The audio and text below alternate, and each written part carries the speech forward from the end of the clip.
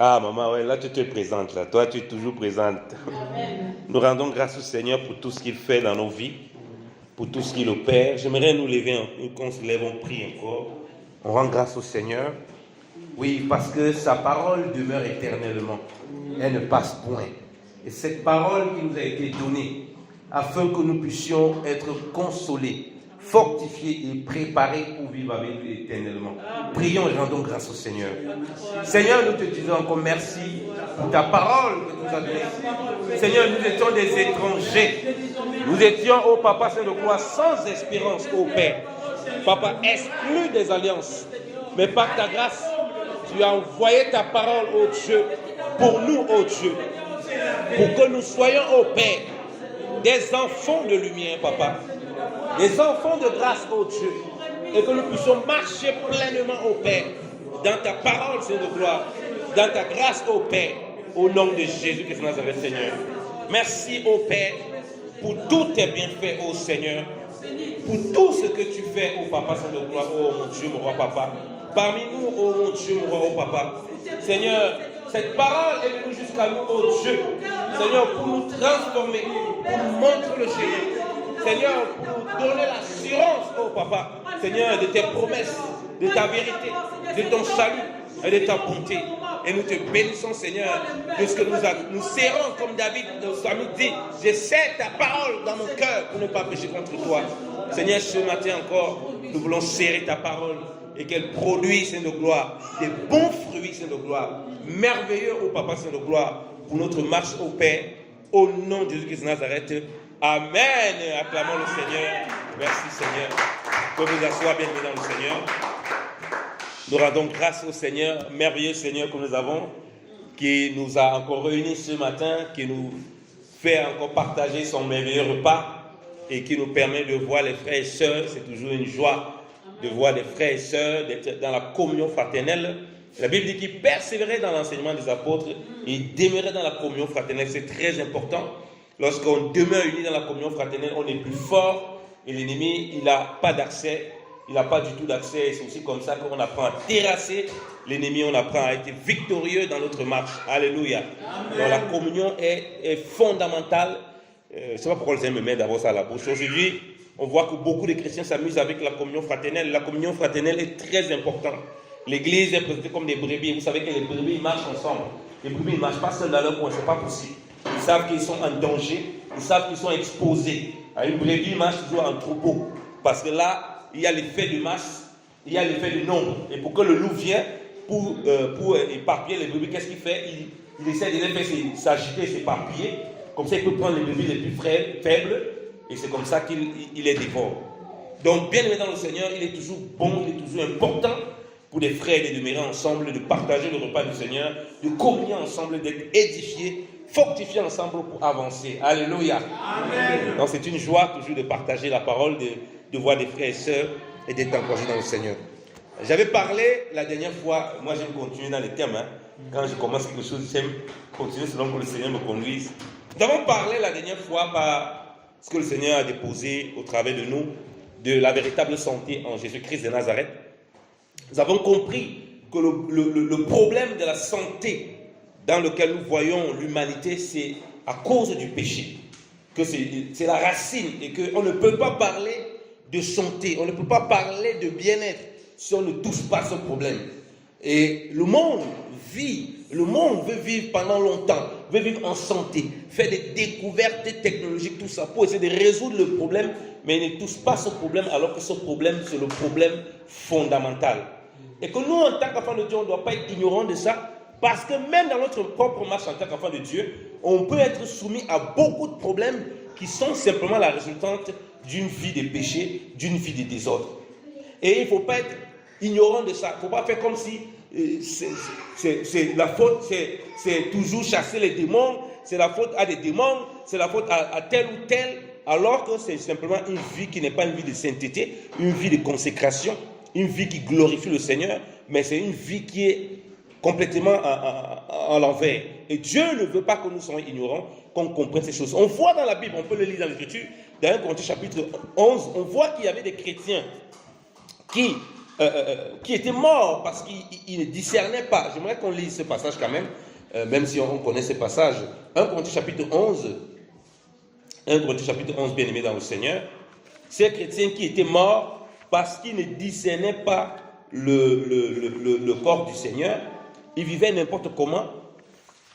1 Corinthiens chapitre 11, il est dit, à partir du verset 29, non, à partir du verset 28, que chacun donc s'éprouve soi-même, et ainsi qu'il mange de ce pain et qu'il boive de cette coupe. Car celui qui en mange et qui en boit indignement, mange et boit sa condamnation, ou bien son jugement, selon la traduction que vous avez, ne distinguant point le corps du Seigneur. Et c'est pour cela que plusieurs sont faibles, donc plusieurs sont faibles et malades parmi vous, et que plusieurs dorment, et que plusieurs sont morts. Donc vous voyez bien que on parle du repas du Seigneur, on nous dit, ce n'est pas un simple repas, comme j'aime le rappeler, ce n'est pas seulement le pain et la coupe. Non, ce n'est pas simplement une histoire de pain et de coupe. Tu peux manger le pain tous les jours, tu n'auras pas ces problèmes-là. Mais lorsqu'on parle du repas du Seigneur, c'est un repas qui est sacré. Amen. Donc il y a une attitude qu'il faut avoir. On voit que même parmi les chrétiens, plusieurs avec des problèmes de santé, avec des maladies, et même mouraient, dont la mort est arrivée à plusieurs parce qu'ils n'ont pas discerné le corps du Seigneur. Donc comme je dis toujours, on voit que même dans l'église, le péché, ou bien le manque de discernement des choses qu'on fait, peut entraîner beaucoup de maladies. Et ça, c'est important que nous le comprenions, bien aimé dans le Seigneur. Voilà pourquoi j'ai dit qu'avant d'aller plus loin, il faut déjà comprendre ça dans notre marche et toujours s'examiner pour voir si notre vie est conforme à ce que le Seigneur attend de nous. Parce qu'on a compris que lorsqu'on était attaché, on marchait dans une vie de consécration, il y avait un impact de la foi, de la marche par l'esprit sur notre corps physique. Alléluia. Amen. Et on comprend que s'il y a cet impact, parce que les commandements du Seigneur, ce n'est pas que spirituel, ça touche des choses physiques.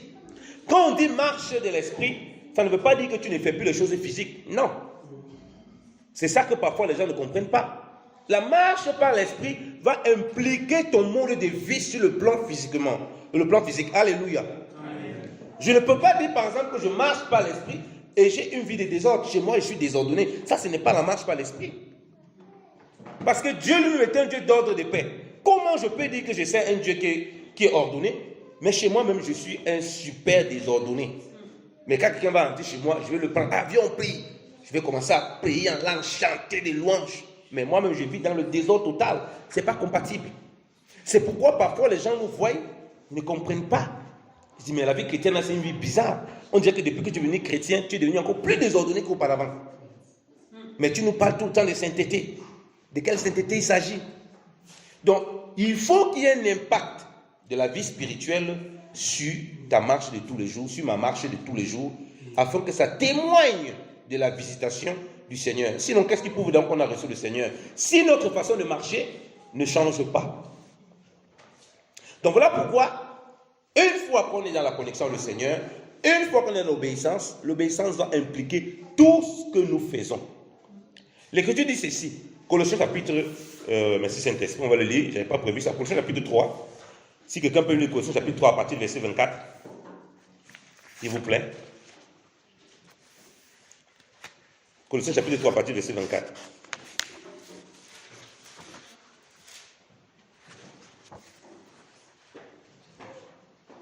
Je lis la parole du Seigneur au nom de Jésus. Amen.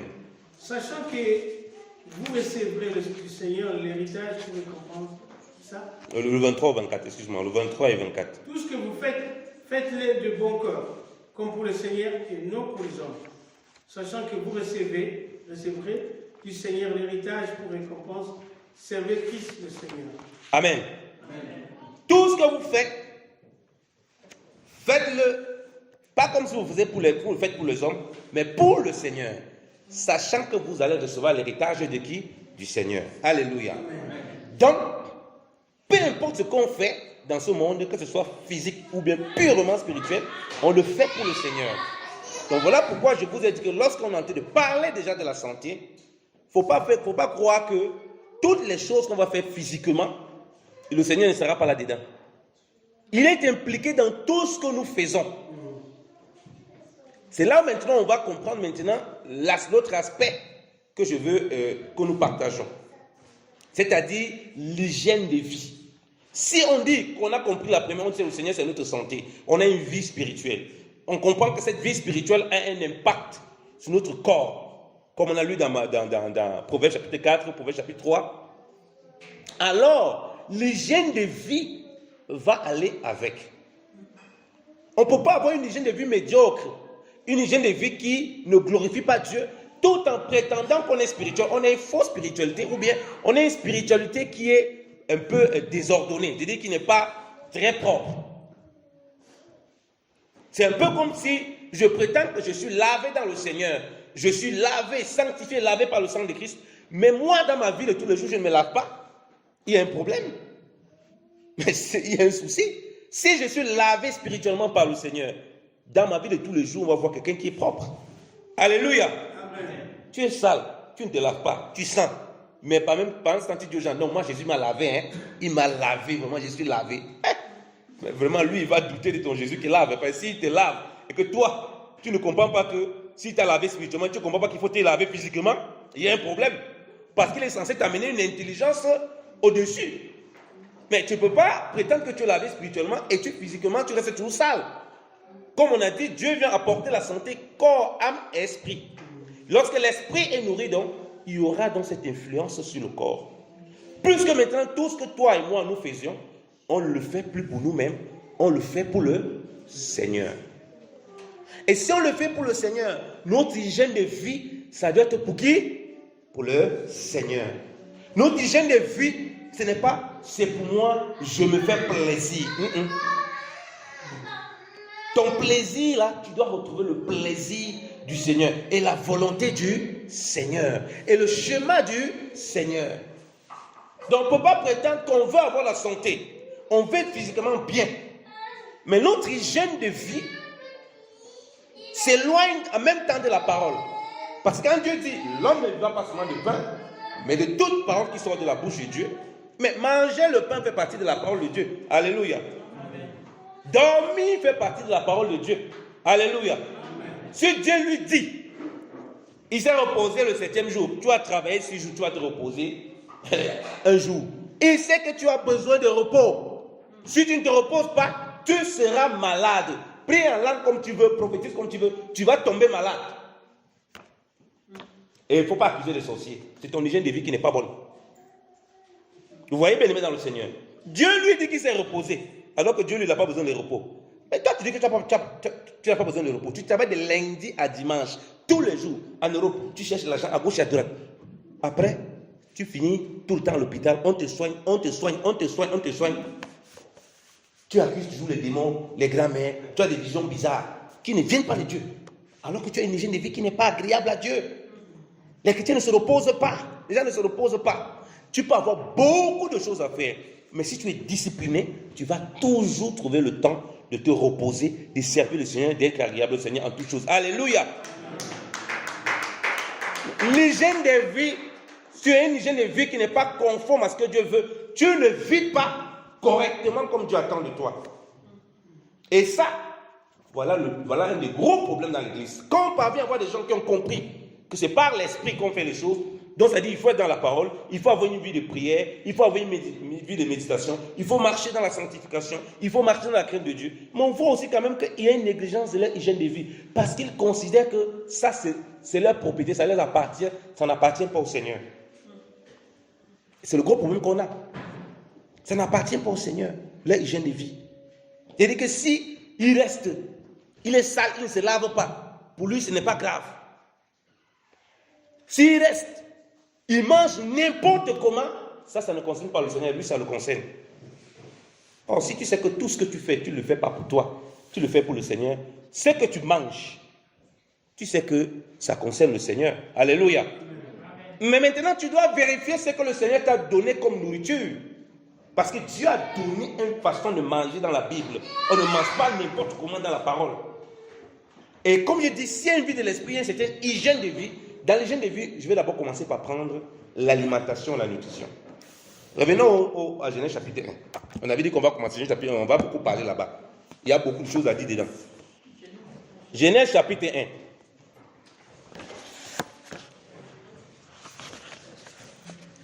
Genèse chapitre 1. Que nous dit l'Écriture lorsque Dieu a créé l'homme? Dieu lui a donné le mode de vie. Dieu n'a pas créé l'homme, il a balancé l'homme dans la nature comme ça. Il a dit, débrouille-toi, fais comme tu veux, fais ce qui te plaît. Ce n'est pas comme ça. Et les chrétiens aujourd'hui, ils veulent vivre comme ça. On veut vivre comme ça, mais on espère quand même être en santé physiquement et spirituellement. Comme je dis, ce que tu manges même, ce que tu fais physiquement, ça doit être conforme à ce que Dieu attend de toi et de moi, conformément à sa parole. Parce que dans sa parole, il y a tout ce qui est nécessaire pour notre bien-être. Lorsque Dieu crée Adam et Ève, la Bible dit quoi? On va lire. On va lire le verset Genèse 1, verset 28. Si quelqu'un veut faire la lecture, je suis prenant. Quelqu'un veut faire la lecture? Lis un peu fort, parce que c'est enregistré, s'il te plaît. Dieu les bénit et Dieu leur dit, soyez féconds, multipliez, remplissez la terre et l'assujettissez, et dominez sur les poissons de la mer, sur les oiseaux du ciel et sur tout animal qui se meut sur la terre. Et Dieu dit, voici, je vous donne toute herbe portant de la semence et qui est à la surface de toute la terre, et tout arbre ayant en lui du fruit d'arbre et portant de la semence. Ce sera votre nourriture. Amen. Arrête-toi là. Dieu a béni l'homme.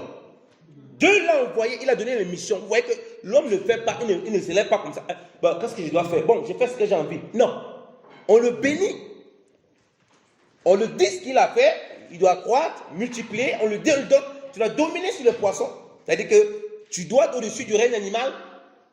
On doit avoir une distinction entre toi, les animaux. Bon, aujourd'hui, les hommes, ils couchent avec les animaux, ils marchent avec les animaux, ils disent même que les animaux sont plus fidèles que les hommes. Vous voyez comment l'homme a perverti les voies de Dieu? L'animal est plus fidèle que l'homme. Ah, et ça veut même, certains même se marient avec les animaux. Donc, c'est les grosses perversions comme ça qui vont à l'encontre de ce que Dieu a dit. Ça, c'est la vie de société. On pourra toucher la vie de société une prochaine fois. On est dans l'hygiène de vie. Et Dieu leur donne leur nourriture. Dieu définit ce qu'ils doivent manger. Dieu définit. Adam et Ève, ils avaient une seule boisson. C'était l'eau. C'est même pas l'eau sucrée. C'était l'eau. Aujourd'hui, tu comptes les chrétiens qui boivent l'eau. Dieu dit qu'il est la source de vie. Il est l'eau de vie. Mais nous, on dit non, on ne va pas boire l'eau. L'eau, là, vraiment, on va boire les coca, on va boire les sucreries comme pas possible. Après, on est étonné qu'il y a beaucoup de diabète. Il y a beaucoup de maladies bizarres. Ce n'est pas les démons, il ne faut pas accuser les démons. C'est l'hygiène de vie. Il a donné un cadre. Et avant ça, on avait vu les eaux d'en haut, les eaux d'en bas. S'il avait soif, il ne pouvait pas aller boire un jus. Il ne pouvait pas aller boire une boisson quelconque. Il devait simplement boire de l'eau. Il a vécu 900 ans, vous croyez que ce n'est pas magie? Il avait une hygiène de vie que Dieu lui avait donnée. Le problème, c'est qu'il a touché quelque chose qu'il ne fallait pas toucher. Mais l'hygiène de vie, là, il a gardé. Il n'est pas allé prendre les animaux pour les tuer. Il y avait juste un fruit qu'il ne fallait pas toucher. Mais l'hygiène de vie, c'était là. Il mangeait des fruits, des légumes. Première chose que Dieu donne à l'homme. Les chrétiens aujourd'hui disent, oui, le Seigneur m'a donné une nouvelle créature. Tu vois, déjà comme il dit, même l'eau, il ne boit pas déjà. Moi, je connais des gens qui ne boivent pas de l'eau. Hein. Moi, j'ai une de mes soeurs qui ne buvait pas de l'eau. Elle buvait seulement le coca. Coca. Et à l'église, on a alors fait quelque chose de grave. On a remplacé l'alcool avec les sucreries. Non, Dieu ne veut pas qu'on soit des soulards. Dieu ne veut pas qu'on soit des soulards de sucre. Qu'on soit rempli de sucre. C'est un problème de santé. Les gens ont remplacé le vin avec les sucreries. On a des problèmes de santé qu'on pas possible dans l'église. Parce qu'il n'y a pas une hygiène qui est conforme à ce que Dieu veut. Au commencement, Jésus dit qu'il nous ramène au commencement. Ils avaient une vie remplie de fruits et de légumes. Quand quand les pharisiens demandent, est-il permis à l'homme de répudier son épouse? Est-ce que c'était comme ça au commencement? Au commencement, n'avez-vous pas lu ce que le Créateur fait au commencement? Il nous rappelle comment l'homme était au commencement. Donc il avait une vie qui était remplie de fruits et de légumes. Ce qui est merveilleux avec la parole de Dieu, chaque fois que Dieu donne de faire des choses, Dieu ne dit pas forcément les implications derrière. C'est aujourd'hui avec beaucoup de découvertes technologiques, scientifiques, qu'on se rend compte des bienfaits de beaucoup de choses. Mais quand Dieu lui dit, il faut seulement obéir. Dieu, lorsqu'il demande à Lot de sortir avec sa famille, il n'a pas dit que celui qui se tourne là, il va devenir une statue du ciel. Il n'a pas dit ça. Mais celui qui obéit, il bénéficie de ce qu'il y a à bénéficier. Celui qui désobéit, il assume aussi les conséquences qui vont avec. Avec Dieu, il n'a pas besoin de te donner les détails. Parce que nous marchons par la foi. Alléluia. Nous marchons par l'esprit. Nous faisons confiance au Seigneur. S'il a donné ce modèle à l'homme, bien-aimé, Dieu qui a créé toutes choses, s'il a donné l'homme, comme ça au commencement, les fruits et les légumes, c'est parce qu'il sait qu'un homme qui mange des fruits et des légumes, il aura une santé de fer. Il n'a pas donné ça au hasard. Est-ce que Dieu s'est embrouillé, il reste comme ça et puis il imagine un truc? C'est le premier niveau que Dieu a donné à l'homme. Quand les chrétiens, ils ne mangent pas de fruits, ils ne consomment pas de fruits. Consomment pas, il n'y a pas de fruits chez eux. Que les sucreries. Ça ne va pas bien dans le Seigneur. Après, tu dis, pasteur, homme de Dieu, viens prier pour moi. Il y a un démon qui me poursuit dans le sommeil. Il veut me faire avaler les boules de couscous. Le démon te pousse à avaler les boules de couscous parce qu'il voit que tu manges tout le couscous. Il faut baisser le couscous. Tu vois les démons, ils te cherchent avec le couscous. Comment un démon te cherche avec la nourriture? Pourquoi beaucoup de gens les songes? On veut me donner à manger dans le songe. Parce qu'on voit que tu manges beaucoup. Voilà pourquoi ça fait ça qu'on va t'arrêter. Tu n'as pas une hygiène de vie. Tu dois tout le temps manger. Et maintenant, dans la société, les sociétés dans lesquelles nous vivons, ici en Europe, il y a tellement à manger. Donc, tu as tout le temps la main en train de mettre dans le truc. C'est aussi comme ça que tu ajoutes la maladie. Oh, tu dis non, homme de Dieu, tout est sanctifié par la prière, la parole de Dieu. Ah, mon frère, tout est sanctifié par la parole de Dieu. Mais si tu fais l'excès là, sanctification là, ça va te puger toi-même, ça va te créer les problèmes. C'est pas parce que tout est sanctifié par la prière, la parole de Dieu, que tu dois manger n'importe comment. La Bible te l'interdit, on va le voir. La Bible ne t'autorise pas à ça. Elle veut que tu aies une hygiène. Au commencement, il prenait des fruits et des légumes. Donc avant toi de commencer à penser autre chose, parce qu'on va voir les autres choses, commence par revenir. Voilà le premier homme. Sa boisson, c'était l'eau. S'il avait soif, il devait boire quoi? Il ne pouvait pas faire le jus de fruits. Il ne pouvait pas faire le jus de je ne sais pas quoi. Il n'y avait pas, comment ça s'appelle la boisson, la boisson énergisante là. Il n'y avait pas ça. Red Bull. Il n'y avait pas Red Bull, je ne sais pas quoi. Il n'y avait pas ça. Il n'y avait pas jus d'orange, il n'y avait pas le jus d'orange. Il n'y avait rien de tout ça. S'il voulait boire jus, il prenait pastèque. La pastèque a beaucoup d'eau et il boit dedans. Alléluia. Il boit. S'il voulait prendre du jus de légumes, il prend concombre. Le concombre a beaucoup d'eau. Il boit, il mange, voilà l'eau qu'il prend. Il n'y avait pas jus de machin qu'on fait pas à tout moment là. Ce n'est pas mauvais de prendre ces choses. Mais ça devient mauvais quand ces choses remplacent ce que Dieu a mis en place. Alléluia. Il faut peut-être bien comprendre le sens dans lequel on parle. Il faut retrouver d'abord ce que Dieu a mis en place et ensuite compléter avec les autres, pas l'inverse. Et le monde actuel a inversé. Le problème de santé que les gens ont comme ils négligent leur hygiène de vie, c'est que on est libre en Christ. Comme on est libre, on commence à faire n'importe quoi. Sous prétexte de liberté. Alors que Dieu, quand il te donne la liberté, il t'a donné un cadre. Adam était libre. Dans ce jardin, il avait un cadre pour sa suivi. Combien de fois tu bois l'eau dans la journée? Il y a des gens, quand ils se réveillent, même seulement en plein milieu de nuit, ils passent seulement chercher la boisson, le jus de la bière, qui doit boire une bière bien fraîche. Ça, c'est quoi ça? Après, il a des problèmes de santé comme pas possible. Le matin, il va se lever. Oh, pasteur, prie pour moi. Il y a un démon qui me menace. Ce n'est pas des démons. On néglige beaucoup notre hygiène de vie. Ce n'est pas les démons bien-aimés dans le Seigneur. Bois de l'eau. Mange des fruits et des légumes. Tu ne vas pas certainement vivre 900 ans comme eux, parce que ça, ce n'est pas possible. Ça, ce n'est plus possible. Tu oublies. Mais tu le fais parce que c'est comme ça que Dieu a créé les choses au départ. Alléluia. Amen. Alléluia. Amen. Qui consomme les fruits ici chez lui? Qui consomme les fruits? Ah, il n'y a pas beaucoup de mains debout, parce que j'ai ça. Gloire à Dieu. Alléluia. Amen. Vous savez, quand mon épouse était arrivée ici en Suisse, moi, je parle, ces choses on connaît, mais nous-mêmes pratiquer, c'est les problèmes. Mon épouse est arrivée, j'avais tout le temps le jus au frigo. Je buvais tellement le jus. Elle arrive chez moi, elle dit, ah, papa Yannick, il y a telle idée qu'elle laisse ça, c'est sanctifié par Dieu. Moi, je bois mes jus. Je disais tout comme ça. Pourtant, je sais que ce n'est pas bon. Chérie, il faut laisser tout ça. On va toujours boire les jus, on boit n'importe comment. Mais en temps, ta santé, tu es en train de créer des problèmes de santé. En abusant. Ce n'est pas parce que tu es un enfant de Dieu que tout est permis, que forcément tout édifie, comme la Bible le dit. Tu dois avoir la limite. Tu commences à prendre beaucoup de sucre, tu rentres dans les excès de table. Tu commences à prendre beaucoup de sel, tu rentres dans les excès de table. Tu commences à prendre même les choses que Dieu a créées avec, sans limite, tu rentres dans les excès. On aura l'occasion, si le Seigneur nous permet, de toucher ça.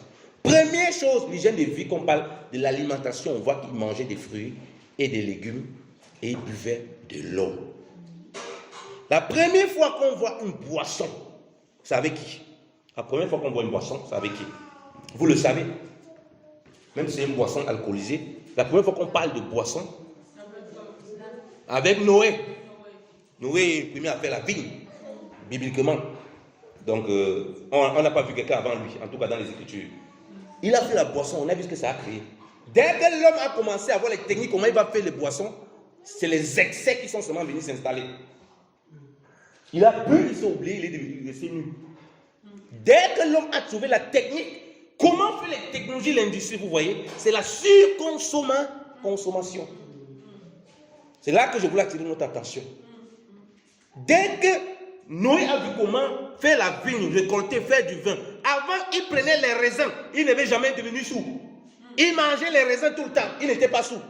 Mais dès qu'il a trouvé la technique, comment assembler les raisins, faire du vin, il a commencé à consommer sans limite, il est devenu sourd, il s'est ridiculisé. Dès que l'homme découvre la technologie, il vit dans le péché, il ne craint pas Dieu, il commence à faire des choses, il y a toujours de l'abus.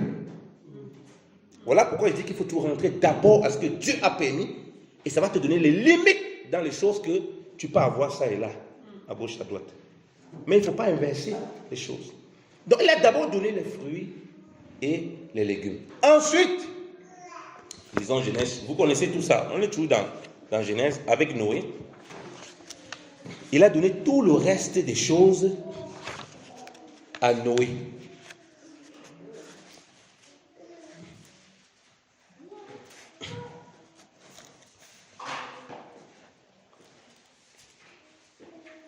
Alors,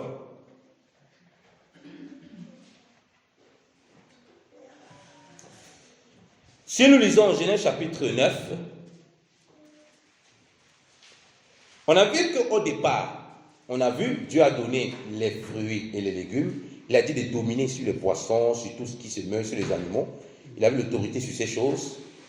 L'homme ne connaissait pas encore le péché. Lorsque le péché est rentré, on a vu les dégâts que ça a créé. Dieu a dû envoyer le déluge pour effacer l'homme de la surface de la terre à cause de l'immense méchanceté qui habitait l'homme. Vous voyez que le régime, c'est en ce moment que le régime alimentaire de l'homme, Dieu va changer. Dieu va rajouter des choses qui, de toute façon, puisque l'homme doit se répandre sur la surface de la terre, et l'homme n'est plus comme au départ, il y a la notion du péché qui est rentrée, il donne une autre alimentation, il rajoute dans son alimentation, vous voyez, comme il dit, il y a une étape, il rajoute maintenant dans son alimentation, tant pour moi. Lisons Genèse chapitre 9. Il dit, et Dieu bénit Noé et ses fils, il leur dit, à partir du verset 1, foisonnez et multipliez, remplissez la terre. Vous voyez, la même chose qu'on a vu au commencement. Il est béni, multiplié, il leur donne la nourriture. Il dit ce qu'ils peuvent manger. Maintenant ici, il dit que toute bête de la terre, tous les oiseaux des cieux, avec tout ce qui se met sur la terre et tous les poissons de la mer, vous craignez, vous redoutent. Ils sont mis en vos mains. Tout ce qui se met et qui a vie vous sera pour viande, ou bien vous sera pour nourriture, selon la traduction que vous avez. Je vous ai donné toutes ces choses comme l'herbe verte. Alléluia. Ça, c'est très important, la position que j'ai notée là.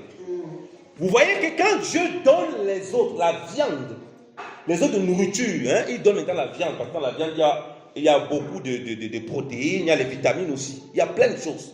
Parce que l'homme va se répandre sur la surface de la terre. Et l'homme va se répandre sur la surface de la terre. Forcément, les choses ne sont plus comme... Tu peux retrouver d'un endroit, il y a d'autres choses là-bas que tu peux manger. Et d'un autre endroit, il n'y a pas ces mêmes choses, il y a d'autres choses. Tu découvres d'autres choses. Mais quand Dieu vient donner ces choses, il dit qu'il a donné ça comme l'herbe. Donc, il vient rajouter dans son alimentation. Il ne vient pas remplacer ce qu'il a donné. Alléluia. Ça, c'est très important. Quand Dieu vient donner la viande et tous les animaux, ce n'est pas pour remplacer ce qu'il avait donné avant.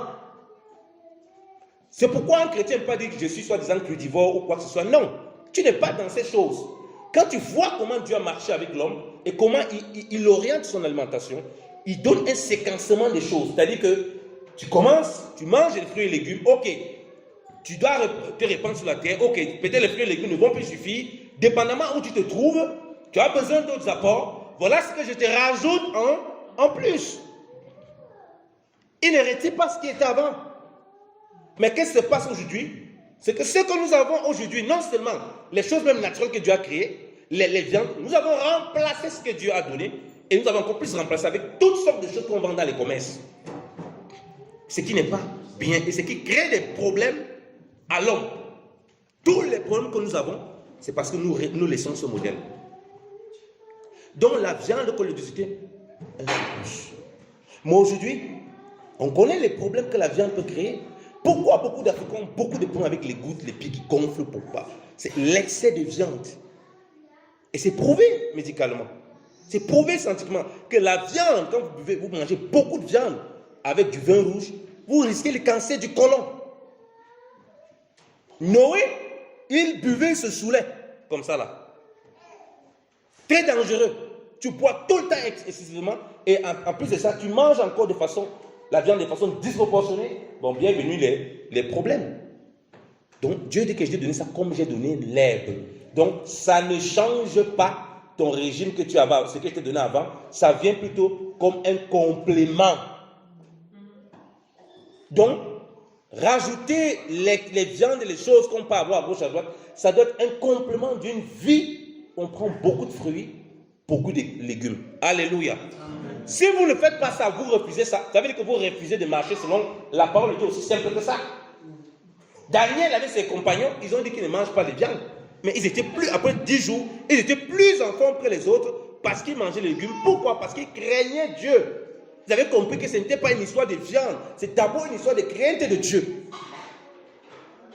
Les autres, après avoir mangé ces viandes, ils ne craignaient pas Dieu, ils étaient tous chétifs. Voilà pourquoi les gens, malgré, comme je dis toujours, ils font toutes sortes de régimes, comme il n'y a pas la crainte de Dieu et qu'il y a le péché qui est là, toutes sortes de problèmes, ils sont exposés à toutes sortes de problèmes de santé, à toutes sortes de maladies, à toutes sortes de situations. Quel est ce fait qu'on voit parmi les chrétiens? Tu rentres, je me rappelle une fois, je suis allé en mission, les bien-aimés, j'étais allé en mission, et à l'Afrique, quand on t'accueille, parfois on mange beaucoup, on mange bien, hein, mais on appelle ça la table du roi, il y avait tellement de choses. Et moi, j'aime beaucoup le poisson, beaucoup la viande. Bon, ça c'est aussi culturel, ça veut dire qu'ils mangent beaucoup la viande. Et je ne peux pas frustrer les frères, je vais manger un peu. Ils ont remarqué que je demandais tout le temps le poisson. Mais il n'y a pas de poisson ici. Et j'étais quasiment le seul à manger les légumes. Quasiment le seul à manger les légumes. Les autres vont manger vraiment autre chose, mais les légumes là, qui va manger les légumes ici là? Personne ne mange les légumes. Alors, une fois, j'étais chez un frère, pendant la mission. Là, on avait fait essentiellement le poisson. Je n'ai pas compris. Il dit, mais ici on fait le poisson. Hein. Il m'a soufflé. Il m'a dit, papa Yannick, on était allé chez ma soeur là-bas. On a vu que tu étais le seul qui avait pris le poisson. On a compris que toi, tu manges le poisson tu aimes beaucoup le poisson. Il dit que oui, et surtout le soir, parce que le poisson est léger. Mangez la viande le soir et beaucoup de viande que vous mangez. Après, vous dormez mal. Le lendemain, tu te lèves, tu dis que tu as fait un cauchemar. Tu n'as pas fait un cauchemar, tu as trop mangé. Et tu as mangé de nourriture lourde qui te fatigue. Et après, tu as les cauchemars. Manger le poisson le soir, c'est léger. Tu dors tranquillement. Tu manges beaucoup pour dormir, pour te trouver, c'est les problèmes. C'est aussi comme ça que tu as les mauvais rêves. Tu accuses les démons. Les démons n'ont rien à voir. Et il avait compris. J'ai commencé à lui expliquer, non, il faut faire très attention à ton alimentation. Nous nous levons très tôt pour l'œuvre du Seigneur et on revient le soir. Ils sont toujours étonnés de voir comment j'ai la vigueur toute la journée. Je ne me repose pas dans la journée, très rarement. Toujours en forme, montant, descendant. Il dit, c'est l'hygiène de vie. Si je mange n'importe comment dans ma journée, je ne peux pas tenir ce rythme-là.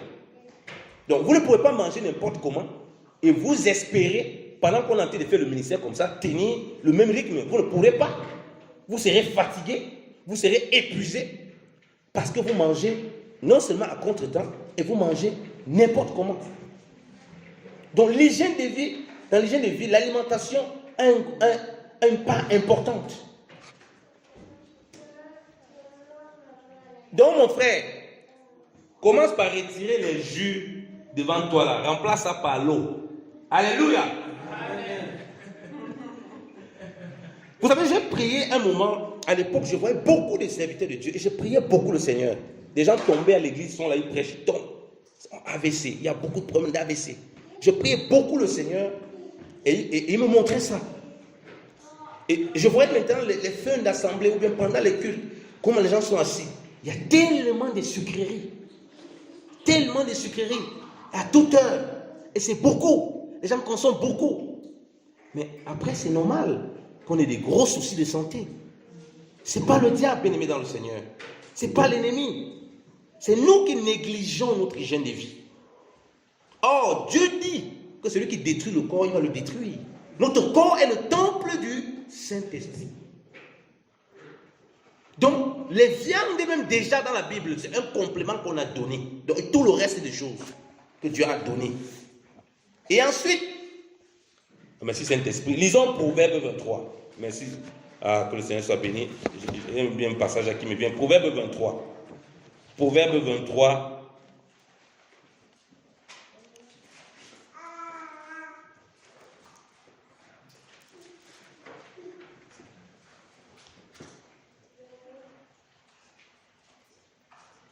Proverbe 23, verset 20.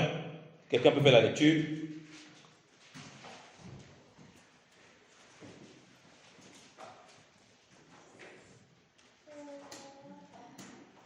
Du nom de Jésus-Christ. Amen.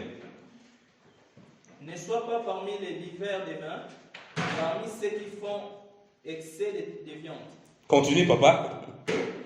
Car l'ivrogne et ceux qui se livrent à des excès s'appauvrissent, et l'assoupissement fait porter des ayons. Des robes déchirées. Amen. Alléluia. Ne fréquentez pas les ivrognes. On dit ceux qui font les excès de viande. Vous voyez bien que c'est quelque chose qui est mis dans la Bible. Est-ce que la Bible a besoin d'expliquer? Ah oui, on a découvert une science, vraiment, dans les découvertes scientifiques, vraiment, que quand tu manges avec beaucoup trop de viande, tu as tel problème. Non, tu n'as pas besoin de ça. Si Dieu recommande par Salomon, par la sagesse, ne sois pas parmi les ivrognes, ceux qui font les excès de vin. Il n'y a pas seulement ça. Il y a les excès de table, la gourmandise, les excès de viande. On dit que ça va t'appauvrir. Ça va appauvrir quoi? Ta santé. Quand on dit appauvrir, ce n'est pas d'abord appauvrissement physique, financièrement. La plupart des grands riches, c'est des grands soulards. C'est des drogués. Ils sont obligés de prendre des choses pour essayer de faire passer leur conscience parce qu'ils font tellement de choses méchantes. Ils font de la bonne chair. Ils mangent à table. Ils mangent, ils se goinfrent comme ça aussi qu'ils sont malades. Après avoir mangé, après avoir bu. J'ai regardé quelqu'un, une voisine, on rentrait avec mon épouse, on revenait de faire des courses. Elle était tellement saoule. Les gens la portaient comme ça là. Elle ne savait pas où elle était. Elle a en train de détruire sa santé. Donc quand on parle d'appauvrissement ici, bien aimé dans le Seigneur, Ne vois pas que ton compte va diminuer. Ne vois pas que ton argent va baisser. Mais ta santé est le premier qui encaisse tous les coûts d'une vie où tu fais tellement d'excès de viande, tellement d'excès de table, tellement d'excès de vin. Oh, le Seigneur a dit qu'il n'a pas interdit de boire. Mais chez toi, tout le temps le vin comme ça. Tu auras le problème de santé. Ça va t'appauvrir. C'est pas parce que le Seigneur t'a dit que tu peux boire le vin, ça veut dire que tu peux boire le vin n'importe comment. Ah oui, vous savez, non, pasteur, il ne faut pas exagérer. Jésus lui-même, il a bu le vin. On disait que c'est un buveur et c'est un mangeur. Donc moi, je suis un buveur et un mangeur comme mon maître. Il dit, ah bon? Ton maître, lui, il a bu, il mangeait. Tu crois qu'il buvait, il mangeait comme toi? Il n'avait pas un bar de vin comme toi où tu bois. Tous les soirs, tu dois boire une bière. Si tu ne bois pas une bière, il y a un problème. Et après, ça a des répercussions sur ta santé. Ça, c'est l'hygiène de vie. Alléluia. Amen. Donc les excès de viande, c'est écrit dans la parole, c'est pas moi, je n'invente pas. Les excès de table, c'est un péché, c'est une œuvre de la chair. Voilà pourquoi je dis que si quelqu'un dit qu'il ne marche pas l'esprit, et il fait les excès de table, il ne marche pas par l'esprit, il se trompe, il se séduit lui-même. Galates chapitre 5, lisons-le. Galates chapitre 5. Que dit l'Écriture? Galates chapitre 5.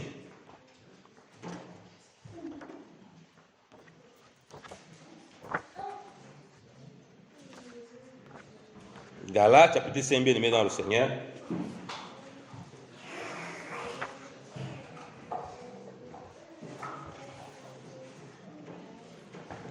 Si vous appelez le verset 19, on va le verset 19 au verset 21.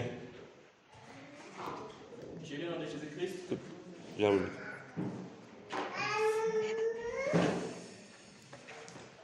J'ai lu le nom de Jésus-Christ. Amen. Or, les œuvres de la chair sont manifestes.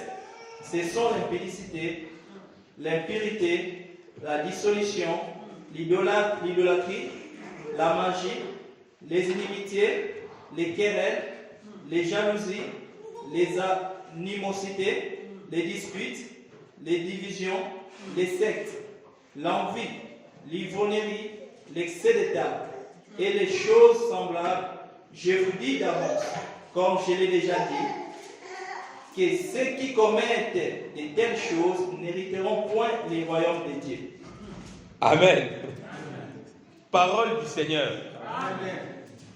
Bien-aimés dans le Seigneur, on dit que c'est les œuvres de la chair. Quand nous parlons des œuvres de la chair, nous voyons l'impudicité, le mensonge, la sorcellerie, mais nous oublions, nous voyons peut-être aussi l'ivrognerie, mais nous oublions les excès de table. Nous oublions les gourmandises, comme c'est écrit dans David Martin. Les excès de table. On dit bien que ceux qui commettent de telles choses n'hériteront pas le royaume de Dieu. Donc vous voyez que, comme la Bible dit que tout ce que nous le faisons comme pour le Seigneur. Même dans notre maison, Dieu voit ce que nous consommons et ce que nous touchons, qui doit être conforme à ce qu'il attend de nous. Et on comprend que on a compris que ça fait partie de ce qui va nous garder en santé. Les excès de table sont mauvais. Les excès de sel, insuffisance rénale, problème des reins, tellement de sel, tellement de protéines que les gens mangent le soir, ils n'ont pas le temps de consommer, de digérer toutes ces choses-là, de gaspiller toute cette énergie. Après, les reins, ils souffrent. Proverbe 19, verset 2 dit que le manque de connaissance n'est bon pour personne. Et nous, en tant que Dieu, on ne peut pas rester ignorants. Il ne faut pas s'amuser à faire les excès de table, on croit que ce n'est pas un péché, c'est un grave péché devant le Seigneur. Et comme je dis, ce n'est pas en fonction que tu es gros ou mince. Je voyais mon médecin de famille une fois, il me disait que non. Il y a les gens qui sont minces, qui ont des sérieux problèmes de cholestérol. Ils ont une alimentation qui n'est pas équilibrée parce que le métabolisme n'est pas le même pour tout le monde.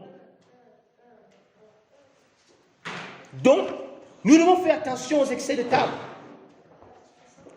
Si nous marchons, nous disons que nous sommes spirituels, mangeons aussi de façon spirituelle. C'est-à-dire que notre repas, notre table, ne doit pas être la table de Nebuchadnezzar, doit être la table du Seigneur, où il y a le respect, où il y a l'équilibre, où on ne se livre pas à toutes sortes de passions. Parce que celui qui marche par l'esprit, il y a quoi? La maîtrise de soi. Comment dire que tu as la maîtrise de soi? Mais tu vas boire 3 bouteilles de coca, 3 bouteilles de jus, 3 bouteilles de vin le même soir. Ça, ce n'est plus la maîtrise de soi. C'est se laisser emporter par les œuvres de la chair. Et après, ça nous crée des problèmes. Beaucoup de maladies viennent de cette ignorance-là. Passer les excès de table, on en fait énormément. Comme je dis, le premier, le sucre, dans l'église. Le sucre est un vrai problème. Parce qu'on a retiré l'alcool, on a mis. Parce que le sucre se trouve dans les excès de table. L'ivrognerie, on voit directement le vin, les bières, les boissons pour te rendre ivre. Mais les excès de table, tu ne vois pas forcément le sucre. Et tu commences à consommer beaucoup. Ça te crée des problèmes, bien-aimés dans le Seigneur. Les viandes, trop de viande, mange un peu. Mange comme il faut. Et je vous assure, si on commence à avoir une vie où on prend des fruits, où on boit de l'eau, où on prend des légumes, je vous assure que le reste, on va le prendre avec parcimonie, on va le prendre de façon équitable. Alléluia. Amen. Si on parvient à faire ce que Dieu a d'abord mis, boire de l'eau, tu te lèves le matin, avant de chercher ta bouteille de jus, tu te lèves, tu bois, ton ventre est rempli, il n'y a plus la place pour le jus. Tu vas seulement goûter le jus, tu n'as plus envie. Tu te lèves le matin, tu prends les fruits. Tu prends tes fruits. Tu manges la salade. Il y a beaucoup de problèmes, de fatigue, de choses que les gens... Oh, je suis tout le temps fatigué, mais c'est l'alimentation. Beaucoup, c'est l'alimentation. Ils sont fatigués comme ça parce qu'ils se nourrissent très mal. Et moi, j'en sais quelque chose. À un moment, j'ai commencé à vivre un peu dans le désordre dans mon hygiène de vie. Mais c'est grave. Tu es tout le temps fatigué. Ce n'est pas les démons qui t'attaquent, c'est ton hygiène de vie. Tu es constipé. On dit non, c'est un démon de constipation. C'est quelle histoire ça? Démon qui te constipe. Il te constipe comment? Tu es constipé. Tu ne manges pas assez de légumes. Tu ne manges pas assez de fibres. Que tu trouves dans les fruits, que tu trouves dans les légumes. Et ce n'est pas la magie. Tu manges, tu t'invites avec des fruits et des légumes. Tu as beaucoup de fibres qui vont te permettre de dégager ton côlon. Et constipation, beaucoup de constipation dans l'église. On va t'imposer les mains, alors que ton problème, ce n'est pas l'imposition des mains. C'est une hygiène de vie qui soit conforme à ce que le Seigneur demande. Fruits, légumes, eau, avant toute chose. Et tu complètes le reste pour ne pas faire des excès de table. C'est les païens qui font comme ça là. C'est les païens qui vivent comme ça. Et surtout, je sais que ce n'est pas facile, parce que quand nous vivons dans une société occidentale, comme j'ai dit, où tout est à disposition, la tentation est à tout. Tu peux au supermarché et il y a tout. Les enfants, ils peuvent consommer, et ils grandissent, ils vont brûler tout ça. Toi, tu continues à consommer comme ça, c'est un âge. La santé le paye cash. Ne vivons plus comme des ignorants. Tout est dans la parole de Dieu. Tout est dans la parole de Dieu. Tout pour notre équilibre. Apprenons à reprendre notre santé en main. En obéissant tout simplement à ce que le Seigneur dit. En faisant les choses pour le Seigneur. En mettant le Seigneur dans chaque chose que nous touchons, que nous faisons. Et j'aime souvent le dire. Pour que quelqu'un arrête de fumer, il ne faut pas qu'il voit que je vais arrêter de fumer. Il faut qu'il se dise simplement, est-ce que ça m'est utile et c'est agréable au Seigneur? S'il commence à se poser des questions, tout ce que je touche, est-ce comme je dis que tout ce que je ne le fais pas pour moi, je le fais pour le Seigneur. Je ne vais pas chercher mon plaisir propre, je vais chercher le plaisir du Seigneur. C'est là où je vais voir qu'il y a beaucoup de limitations de beaucoup de choses et j'aurai une santé qui va glorifier le Seigneur. Alléluia. Amen. Donc l'hygiène de vie, bien aimé dans le Seigneur. 2h du matin, tu te lèves, tu pars te faire un plat de boundou. Un gros plat comme ça, tu veux manger. Tu fais souffrir ton foie, tu fais souffrir tes intestins, tu fais souffrir ton organisme. Parce qu'il a besoin de se reposer. Lui, le temps de se reposer, si tu lui dis que non, tu ne vas pas dormir, je vais te réveiller avec toutes sortes de choses. Quand on est encore comme des petits enfants, là, il n'y a pas de problème. Et ils grandissent, ils sont en train de se développer. Mais quand tu prends les mauvaises habitudes dès maintenant, pour changer après, c'est difficile. Alléluia. Amen. Je vois que ça dérange, ce genre de message. Alléluia. Amen. Le Seigneur veut nous guérir, bien aimés dans le Seigneur. Et pour nous guérir, il doit nous dire la vérité de sa parole. Amen. Lisons Romains chapitre 13. Romains chapitre 13.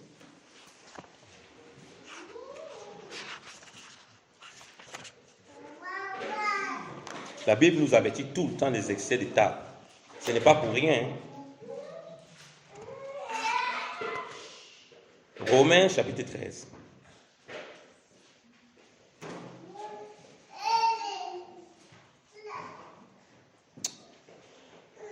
Le verset 12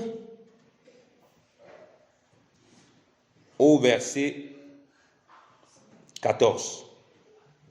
Frère Gianni. Merci beaucoup, mon frère. Je lis en Jésus-Christ. La nuit est avancée, les jours approchent. Dépouillons-nous donc des œuvres des ténèbres et revêtons les armes de la lumière. Marchons honnêtement, comme en plein jour, loin des excès et de l'ivrognerie, de la lixure et de l'impudicité, des querelles et des jalousies. Mais revêtez-vous du Seigneur Jésus-Christ et n'ayez pas soin de la chair pour en satisfaire les convoitises. Amen. Parole du Seigneur. Amen. Bien dans le Seigneur. Vous voyez que on nous dit que la nuit est avancée. Quand on rejette les œuvres des ténèbres, certains vont voir, comme je dis, la sorcellerie, la magie, l'impureté. Ça, c'est des œuvres des ténèbres. Oui, le diable va se servir de toutes ces choses. Les pratiques lugubres que les gens font. Mais ici, il précise, en plein jour, ce qui nous distingue des païens. Ce qui nous distingue de ceux qui marchent dans les ténèbres. Il parle de l'ivrognerie et des excès de table. C'est un vrai problème, les excès de table. C'est un vrai problème. C'est dans la parole. On va pas dire oui, vraiment, c'était à l'époque. Non, aujourd'hui, c'est même encore plus grave. Les excès de table, c'est un vrai problème parmi les chrétiens. Les païens le font. Ils font tout le temps des fêtes. Dans les fêtes, des soirées arrosées, on mange n'importe comment. On boit n'importe comment. Et après, ils se disent qu'ils sont toujours jeunes. Ils grandissent à un moment, il y a des sérieux problèmes de santé. Ils finissent à l'hôpital. On a vu que ça, c'est le péché. Or, on vient de voir que c'est les œuvres de la chair. Et il dit bien, dépouillons-nous des œuvres de la chair, ayant revêtu Christ. Et il précise bien deux choses que nous devons faire en plein jour. On voit que nous ne sommes pas des gens qui sont adonnés au vin. On voit aussi que des gens qui ne sont pas adonnés aux excès de table, à la gourmandise. Tu vois chez les chrétiens, les choses sont tellement remplies. Ils n'ont même pas le temps de finir ces choses. Ils passent le temps à jeter. Pourquoi? Parce qu'on vit au rythme du monde. On achète, on met à la maison. Les choses même qu'on n'utilise même pas, qu'on ne consomme même pas. Ce n'est pas agréable au Seigneur. Arrêtons avec les excès de table. Ce n'est pas pour la gloire de Dieu. C'est un piège pour notre santé. Et on voit bien que là, on dit depuis les œuvres des ténèbres. Mais on cite les choses, on cite. Parce qu'on peut laisser ces vagues. Et nous, on va commencer à spéculer. Si on cite ça, ça veut dire qu'on sait que Dieu sait que c'est très important pour nous. Alléluia. Beaucoup de problèmes qu'on va résoudre dans notre marche, les problèmes psychologiques, les problèmes physiques, vont partir de cette hygiène de vie qui résulte de notre communion spirituelle avec le Seigneur. On a compris ces choses. Alléluia. Il y a des gens qui ont guéri. Il y a ces personnes qui viennent. On dit, ton problème, frère, on ne va pas prier pour toi. Commence à prendre un temps de jeûne et tu bois simplement de l'eau. Physiquement, Dieu commence à restaurer le corps de la personne. Amen. Et dans la prière, on restaure son esprit. Les deux vont ensemble. Pendant qu'on lui dit, on lui donne ce qu'il doit faire pour que son corps soit préparé, pendant ce temps, nous, on le prépare spirituellement. Et puis il revient, il est tourné, qu'il est complètement guéri. Il est en Christ, il est sauvé, il est bâti, il rend témoignage, il rend pour la gloire du Seigneur. Et il sert le Seigneur avec joie, étant dans une santé parfaite au nom de Jésus-Christ de Nazareth. Mais nous disons non. Tout nous est permis. Tout nous est permis. On a le droit de faire ce qu'on veut. Pasteur, la Bible dit que tout m'est permis. Homme de Dieu, tu te trompes. Tout m'est permis. Il faut continuer à lire jusqu'à la fin. Tout est permis, mais tout n'était pas utile. Et tout ne te bénéficie pas. C'est le temps, surtout dans ces circonstances, ou avec, comme je dis, avec tout ce que l'homme crée et fabrique, que nous fassions attention à notre hygiène de vie. Si nous prétendons que nous sommes spirituels, marchons comme la Bible dit. Ne choisissons pas de s'éloigner des livrogneries et on laisse les excès de table alors que c'est au même rang que les ivrogneries. Beaucoup de gens ici, il y a beaucoup de gens qui pensent qu'être glouton, être gourmand, ce n'est pas un péché. Ils pensent qu'ils peuvent manger n'importe comment. Dieu ne voit pas ça. C'est agréable à Dieu. Non, c'est un péché grave. C'est une œuvre de la chair. Et on dit de ne pas laisser ça. Mais rentre dans les maisons des chrétiens. Rentre dans nos maisons. Les tables qu'on fait. Le frère mange, il n'y a même plus la place, mais il mange quand même. Après la nuit, il ne dort pas. Après, il vomit dans tous les sens. Ça sert à quoi? Est-ce que ça, c'est pour la gloire de Dieu? Est-ce que ça, on rend témoin du Seigneur? Est-ce que ça, ce n'est pas ce qui va détruire notre santé? On va se plaindre de quoi? Dieu nous a tout donné. Paul, tu peux dire que oui, il n'y a que Paul qui a compris ça. Il n'y a pas que Paul qui a compris ça. Lisons l'Écriture. 1 Pierre chapitre 4. L'avertissement est donné plusieurs fois que ce sont les païens qui vivent comme ça. 1 Pierre.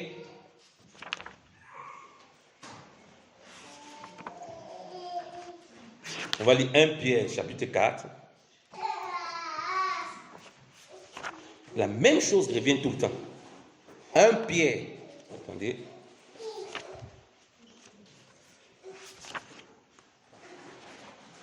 Un Pierre chapitre 4.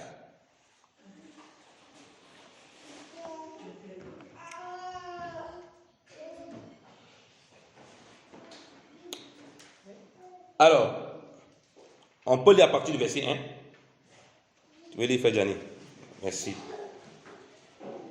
Ainsi donc, Paul, Christ ayant souffert dans la chair, vous aussi, armez-vous de la même pensée, car celui qui a souffert dans la chair en a fini avec les péchés, afin de vivre, non plus selon les convoitises des hommes, mais selon la volonté de Dieu, pendant les temps qui lui restent à vivre dans la chair.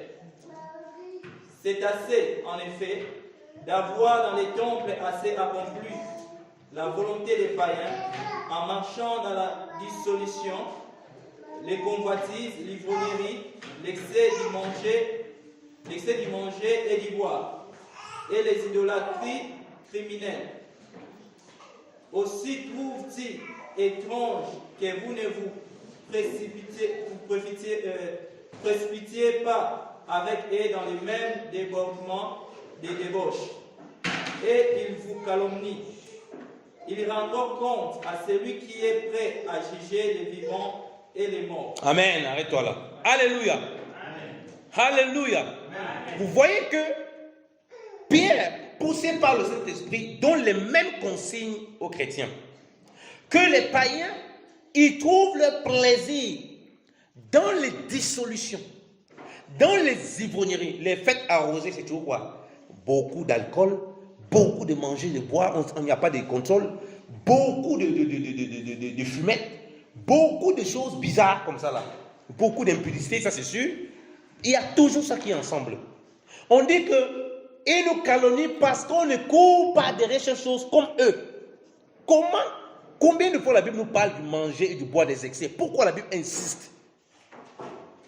Pourquoi insiste? Les deux, Pierre, rempli du Saint-Esprit, il parle, Dieu l'utilise. Paul, rempli du Saint-Esprit, Dieu l'utilise. Vous et moi, à un moment, on va s'arrêter, se poser des questions. On ne peut pas passer sur ça, comme ça, à la légère. Non seulement, comme dit, c'est un péché, mais c'est un vrai problème de santé publique. La société dans laquelle on vit, c'est une société païenne, puisqu'on dit que c'est les païens qui courent derrière ces choses, puisque c'est la société qui, comme elle ne craint pas Dieu, elle propose tout cela. Elle propose l'homme d'être toujours dans l'excès, de boire, dans l'excès de manger, dans l'excès de toutes sortes de dissolutions, dans l'excès de choses. Parce que la cupidité, on veut toujours avoir les poches pleines. Aussi longtemps qu'on peut faire toutes les choses pour que les gens y consomment, on va les amener à consommer. Or, cette surconsommation, c'est un péché devant Dieu. Ensuite, ça a des conséquences sur notre santé. Tu vois, tout, n'importe quoi tu achètes, tu mets chez toi. Il faut faire attention. Les excès de table, c'est un grave péché. Vous savez vous-même, quand le Seigneur nous parle, quand il parle de son avènement, il touche aussi la question du manger et du boire. Attendez, les deux ici, Pierre et Paul, ils ont l'esprit du maître. Ils ont parlé comme le maître a parlé. Et ils ont détaillé parce qu'ils ont vécu avec les païens, ils voyaient comment ils vivaient. Le maître lui-même dit, au temps de Noé, quand le déluge est arrivé, les gens faisaient quoi? Manger. Pourquoi il insiste que manger et buvaient? Pourquoi il insiste sur ça? Vous croyez que ça va être différent de nos jours? Et pourquoi vous voulez que nous soyons en santé? Vous pensez que le monde, l'ennemi, qui sait que non, les gens, ils considèrent que ce n'est pas un péché. Que nous, on a vu que péché, c'est seulement impudicité, mensonge, et le reste, ça, c'est pas péché. Donc, il dit que comme les gens ils ne considèrent pas comme péché, on va les étouffer avec la nourriture. Maintenant, on mange n'importe comment, on vit n'importe comment, on a une hygiène de vie désagréable à Dieu, on se dit qu'on ne pêche pas. Et là, on passe le temps à l'hôpital, on passe le temps avec des maladies qu'on traîne dans tous les sens, alors que on ne comprend pas qu'on vit une vie qui n'est pas agréable au Seigneur. Retrouvons le mode de fonctionnement du Seigneur. Tu n'es pas obligé de manger matin, midi, soir, tout le moment. Non. Quand tu te concentres en ton Seigneur, il nous conduit à avoir une hygiène de vie qui lui soit agréable. À manger la quantité qu'il faut pour qu'on soit rassasié. Réapprenons à marcher comme le Seigneur veut qu'on marche. Voilà les disciples, on leur donne le conseil. Ne marchez pas comme les païens là. C'est normal qu'ils vous calomnient. Ils attendent lorsque vous serez à la fête qu'ils servent les gros plats. Hein, chez nous, c'est ce qu'on appelle, on appelle souvent les gens qui viennent à les fêtes, qui sont auto-invités. Chez nous, au Cameroun, on appelle les touristes. Donc lui, il vient comme ça, il prend un plateau, il se serre dedans. Il met tout à l'intérieur. Il mange tout ça, hein. Il mange tout. Tout, il mange. Mais c'est sa maladie qu'il a en train de manger comme ça. Et c'est sa mort qu'il a en train de manger comme ça. Il y a même en Afrique, grave, on m'avait envoyé une vidéo, le concours de manger de couscous.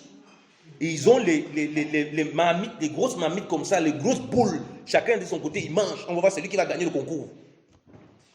Vous vous imaginez? Ils ont tous les grosses marmites comme ça, les fûts, ils sont alignés, deux. Ils sont deux par groupe. Ils sont en train de manger. Ça, c'est quand même très grave. Après, c'est que ça va créer comme dégâts dans sa vie. Voilà ce que les païens écoutent. Concours de boissons. À l'époque, ne connaissant pas encore le Seigneur, c'est le discussion qu'on avait les amis. Concours de boissons. Et deux casiers, ils ont mis là, ils boivent, jusqu'à on voit le vainqueur. Et ça, c'est quand même très grave. Et lui, il a fait le concours de boissons, Papa Gédéon. Ah, ça, c'est quand même terrible, ça. Donc, nous sommes en Christ, on ne peut plus faire ça. Ça, c'est les païens qui trouvent leur plaisir. On doit avoir la maîtrise de soi, qui est la vertu du Saint-Esprit, qui nous permet, même lorsque quelque chose est bon, on sait qu'on doit avoir la limite sur ça. Alléluia. Amen. Parce qu'on pense d'abord être agréable au Seigneur, on pense à notre santé, parce que si tu n'es pas en santé physiquement, tu vas servir Dieu dans quelles conditions? Tu as besoin de cette santé physique pour servir ton Seigneur, pour marcher avec lui. Mais ça passe aussi dans ce que tu mets dans ton plat. Je ne suis pas en train de dire que vous n'allez pas boire le jus après le culte. N'ayez pas peur de boire le jus. Mais si vous buvez tout le temps les jus et vous oubliez de boire de l'eau, c'est là où je dis que ce n'est pas bon. Si vous prenez tout le temps les sucreries dans les marchés et toutes sortes de choses, vous oubliez que vous devez avoir une certaine maîtrise de soi et que vous ne devez pas avoir des excès dans vos tables, alors vous aurez une vie spirituelle qui n'est pas conforme à ce que la Bible dit. Parce que si la Bible nous dit de ne pas faire des excès, si toi et moi on fait des excès, on pêche. Et si on pêche, il ne faut pas qu'on... On l'a dit, quel est le problème de la maladie de l'homme? C'est d'abord le péché. Il ne faut pas qu'on soit surpris, donc qu'on ait des maladies, qu'on ait des choses difficiles, qu'on a du mal à se relever. Donc, il n'y a rien de nouveau sous le soleil. Ne suivons pas le rythme du monde. Ne suivons pas le rythme de ce que le monde nous impose. On va finir par un dernier passage du Seigneur, Luc chapitre 21, qui nous avertit. Luc chapitre 21. Bien-aimés dans le Seigneur. Ne suivons pas le rythme du monde. Ne nous conformons pas au siècle présent. Ne nous disons pas, ah non, vraiment, moi, j'ai beaucoup d'argent, moi, je peux m'acheter tout et n'importe quoi. Oui, on sait, tu peux t'acheter tout et n'importe quoi. Reviens à une alimentation avec beaucoup de fruits, beaucoup de légumes. Tu peux manger de la viande, manger du bois, même du sucre, boire des jus, mais dans l'équilibre du Seigneur pour ne pas te retrouver ridicule. Et Luc chapitre 21. Alors, papa, mon frère, tu peux faire encore la lecture. Verset 33 au verset 36. Je lis au nom de Jésus-Christ. Les ciels et la terre passeront, mais mes paroles ne passeront point. Prenez garde en vous-même, de crainte que vos cœurs ne s'appesantissent par les essais du manger et du boire, et par les sources de la vie,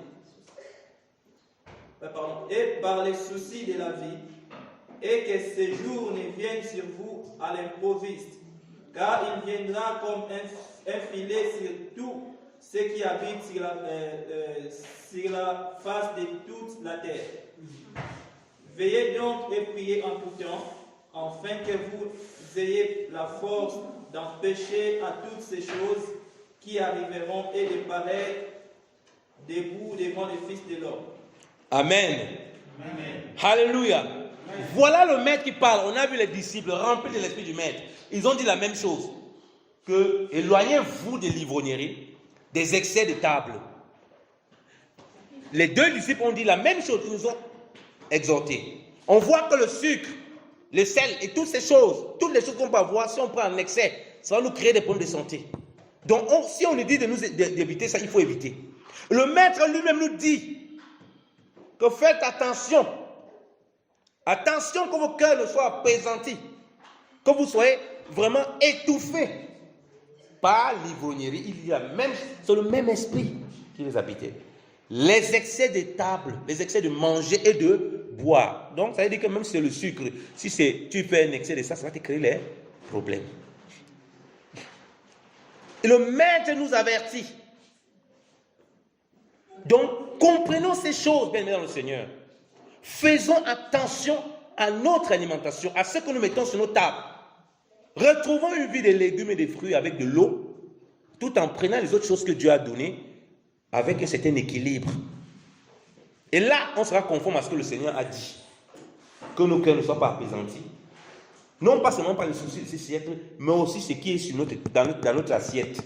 La santé sur le plan physique commence par cette assiette-là.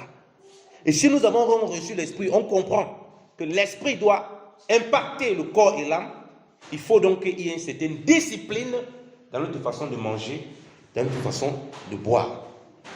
Que le Seigneur nous garde, que le Seigneur nous éclaire, qu'il nous donne encore d'être disciplinés, qu'il nous donne encore de faire attention à cela, de prendre soin de nos corps pour qu'on le serve, corps, âme, esprit, en bonne santé, parce qu'il veut que nous soyons en bonne santé pour le servir. À lui soit toute la gloire, la louange pour l'éternité, au nom de Jésus-Christ de Nazareth. Amen.